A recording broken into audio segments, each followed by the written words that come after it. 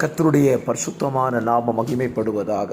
இந்த இரவு வேளையிலையும் வேத வாசிப்பு திட்டத்தினுடைய 6வது நாளில் வேதாகம சுருக்கத்தை உங்களோடு கூட பேசுவதில் சந்தோஷம். ஆதியாகமம் 26ஆம் அதிகாரத்தில் ஈசாக்கினிடத்தில் கர்த்தர் இனி எகிப்துக்கு போகாமல் நான் சொல்லும் தேசத்தில் குடியிரு என்று சொல்லுகிறார்.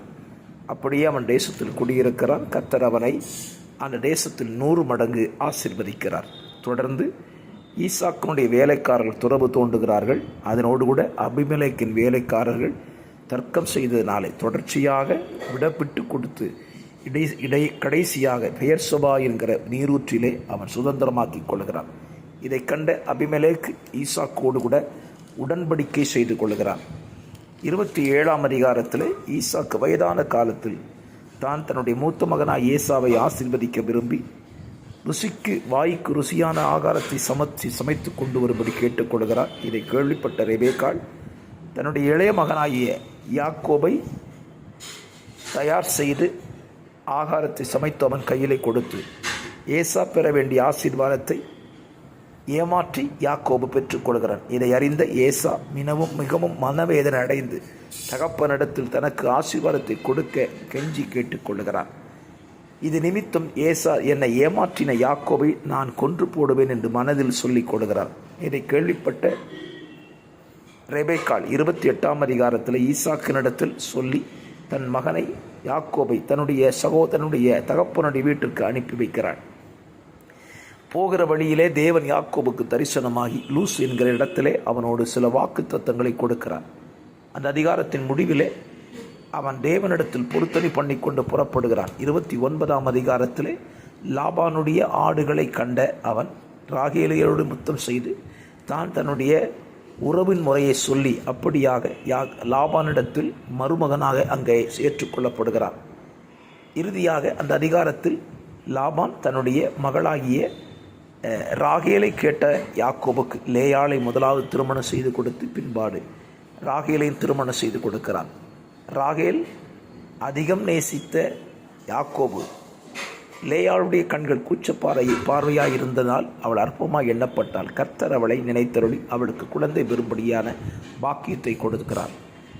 ராகேல் பிள்ளை பெறாததை கண்டபொழுது தன்னுடைய வேலைக்காரியை யாக்கோபுக்கு மனைவியாய் கொடுக்கிறார். அவள் 2 குமாரரை பெறுகிறார். லேயாள் தன்னுடைய வேலைக்காரியை கொடுத்து 2 குமாரரை பெறுகிறார். அதற்கு பின்பு லேயாள் மறுபடியும் கர்ப்பவதியாகி 2 பிள்ளைகளையும் 1 குமாரத்தையும் பெறுகிறார். இறுதியாக ராகேல் யோசேப்பை பெற்றெடுக்கிறாள். 30ஆம் அதிகாரத்துக்கு நீங்கள் முடிவில் வரும்பொழுது லாபானுக்கும் யாக்கோபுக்கும் இடையே ஏற்பட்ட பிரச்சனையினாலே ஆடுகள் பிரித்தெடுக்கப்பட்டு பலமுள்ளது யாக்கோபையும் பலவீனமானது லாபானையும் சேர்ந்ததாய் நாம் வாசித்திருக்க முடியும். மத்தேயு சுவிசேஷம் 26ஆம் அதிகாரத்தை இந்த இரவு நீங்கள் வாசித்திருப்பீர்கள்.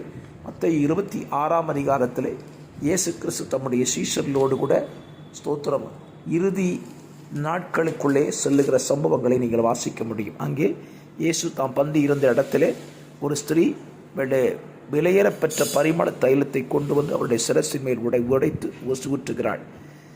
இதைத் தொடர்ந்து யூதாஸ்காரியத் இயேசுவை காட்டி கொடுப்பதற்காக அவன் பிரதான ஆசாரியரிடத்தில் 30 வெள்ளிக்காசுக்கு ஒப்பந்தமாகுகிறான். இயேசு தம்முடைய சீஷர்களோடு பஸ்காவை இந்த அதிகாரத்தில் ஆசரிக்கிறதையும் நீங்கள் வாசிக்க முடியும். பஸ்காவை ஆசரித்த ஆண்டவர் தன்னுடைய மரணத்தை குறித்து பேசும் பொழுது பேதுரு சொல்லுகிறார், ஆண்டவரை இது உமக்கு நேரிடாது என்று சொல்லி அவரை சொல்லும் பொழுது இயேசு சொல்லுகிறார், இன்று ராத்திரியிலே சேவல் கூவுவதற்கு முன்பதாகவே என்னை 3 தரம் மறுதலிப்பாய் என்று சொல்லுகிறார். தொடர்ந்து அவர்களை அழைத்து கொண்டு கெத்சமனே தோட்டத்துக்கு ஜெபிக்கும்படி போகிறார். இயேசு ஜெபிக்கிறார். சீஷர்கள் நித்திரையாகிவிட்டார்கள்.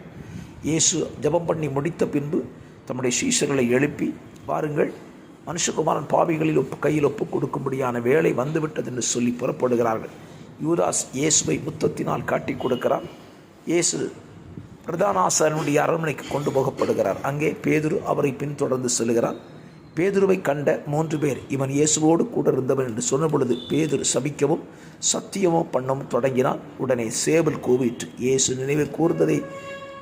சொன்னதை நினைவு கூர்ந்து பேதுரு மனம் கசந்து அழுகிறார். 27ஆம் அதிகாரத்தில் இயேசு பிலாத்துவினிடத்தில் நிறுத்தப்படுகிறார்.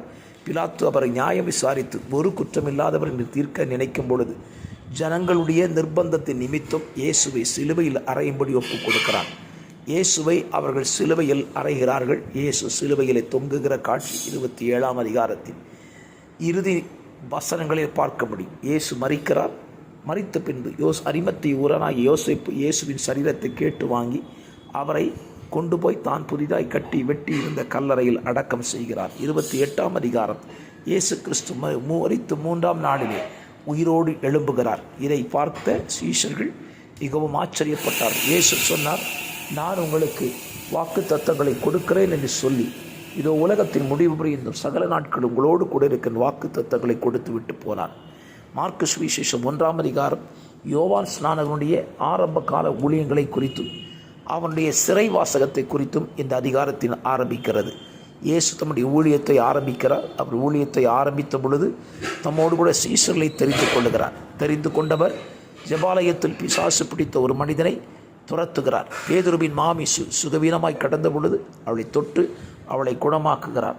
இயேசு கிறிஸ்து தொடர்ந்து குஷ்டரோகிகளை சொஸ்தமாக்குகிறதையும் வாசிக்க முடியும். 2ஆம் அதிகாரத்திலே திமிர்வாதக்காரனை இயேசுவிடத்தில் கொண்டு வந்த பொழுது அவன் பாவத்தை மன்னித்து அவனை சுகப்படுத்தி வீட்டுக்கு அனுப்புகிறார். தொடர்ந்து ஆண்டவர் ஆயத்துறையில் இருந்த லேவியை ஆண்டவர் கண்டு எனக்கு பின் சென்று வா என்று ஆண்டவரை அழைக்கிறார். அவருடைய சீஷர்கள் உபவாசியாமல் இருக்கிறதை குறித்தும் அவர்களின் சீஷர்கள் ஓய்வு நாளிலே பயிர்களை கொய்து தின்றதை குறித்து பரிசேயர் கேட்டபொழுது இயேசு அவர்களுக்கு வார்த்தைகளை சொல்லி சீஷர்களுக்காக அவர்களிடத்தில் பரிந்து பேசினார். இப்படியாக இந்த நாளின் தியானத்தை வாசித்தீர்கள். கேட்டு பயனடையுங்கள். கர்த்தர் உங்களை ஆசீர்வதிப்பார். God bless you.